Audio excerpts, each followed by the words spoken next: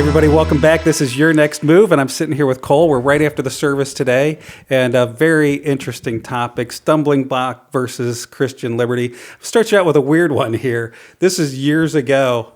We had a Halloween kind of festival, and there was I feel a little bit bad today that probably we should have handled this with a little bit more gentleness. Right. There was somebody at this party that didn't want to carve pumpkins, and they were generally upset about this and thought there was a spiritual bad side to this. And in light of the sermon today, I think we probably could have done a better job in how we decided to carve or not carve pumpkins in that. I know that sounds silly, but what would you do in that situation? This was a church event too. Sure. No, yeah. I think we talked about alcohol. We talked about kind of this indiscretions of media and the things we consume, but I think it bleeds into other topics that sometimes sneak up on us. And I think that's one of them too. Halloween can be tricky. Some people like, yeah, we're all in, or some people are like, no. And it's true. Some people have conscience against Halloween. And I think it's right to be sensitive to that and not just to go, hey, well, we're going to do whatever our Christian liberties want us to do. So no, I think there's conversation there too. Yeah, you're right. These small topics weave their way in. Yeah, and one of the things that struck me from the beginning of the sermon was that just that we need to be open to that. That right. We need to be open. Like, we need to know each other enough that we know what those stumbling blocks may be. Yeah. And I was alluding to that in the sermon, that I think many times people play the game of church, or they come in and out, and we don't want to be known at that kind of level. And so I don't know what you struggle with at the level of conscience, because I don't know you well enough, or maybe you're not revealing that, you're kind of holding your cards. But I think as the church, we are called to know each other at a deeper level. And so, yeah, that can be challenging. Yeah. And how do we separate this from just pure legalism?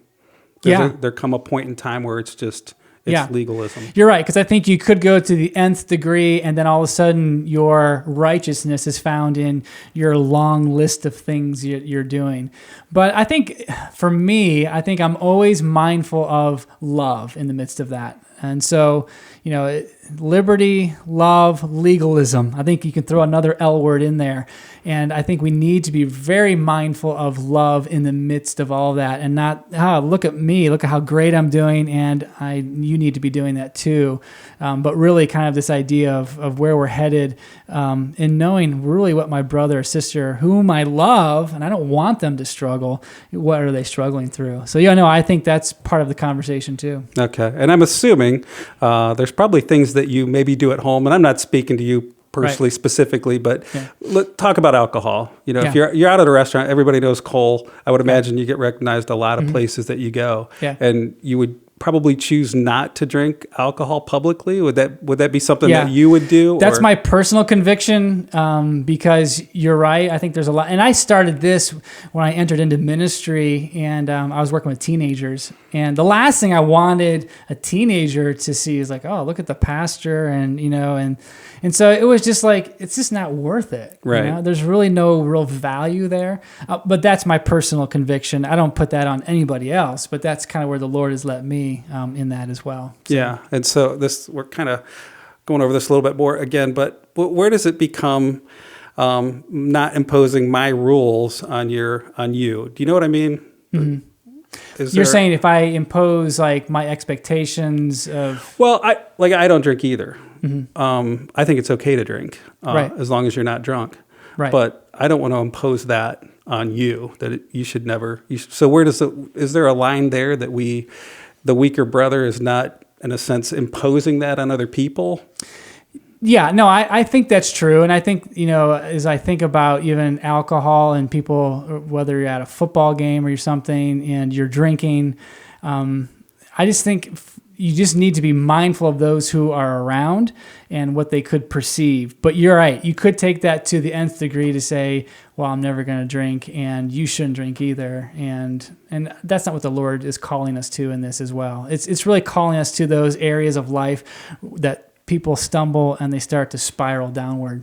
Yeah. And here I think is the tricky part, that we are always ready to receive it lovingly, that it's a bad day, you're tired, and somebody comes up and they're complaining about something that you're doing. How do we kind of prepare ourselves for that, I guess?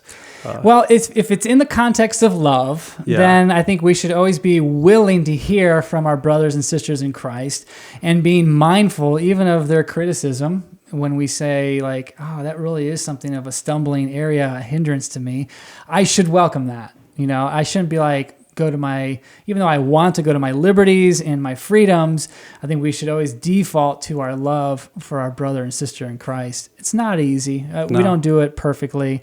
But Romans 14 calls us to a higher standard of how to live life. Yeah, we need to work on that. I need to work on that, I should say. Yeah, always be ready to be in that loving attitude towards somebody that would bring something like that. And it's also in the area of what we wear. I mean, I dealt with this for many years in the area with teenagers and, can I wear this bathing suit? Can I go on this mission trip and wear this? And in a lot of ways, you police it, but it's really coming from a heart of Romans 14. Like, let's see how we can protect one another as opposed to squelching people's liberties. There's a real, a word that also came out of this text is really it's really a maturity. Am I mature enough to hear these things, to lay aside liberties for the sake of others? Kind of was thinking about social media. I wonder if we need to be more careful, but even things that sound silly, I know, but just liking something, if we need to be careful, maybe more careful about what we like or don't like that we see on there. What we like, what we post as pictures, where people see us. And social media is hard because a lot of times it can put something out of context too, which is even harder. So now you're going to the next level of someone reading into something. And so it's hard. It's dangerous. Right. It can be a trap in itself. And if I understood the sermon correctly, we should never have one of those turkey legs down at Disney World. Are you ever tempted by those? I love that they exist. I love seeing people eating those in the park. I seriously do. I've never had one, but I just love that they're there. I think next time I see one, I'm going to buy one. Are you going to do it? Yeah, I'm going to do it. Yeah. All right. I think it'd be great walking around with the big turkey leg. All right. Thank you, Cole. We appreciate it. Hey, thank you, everybody. Join us next time on Your Next Move.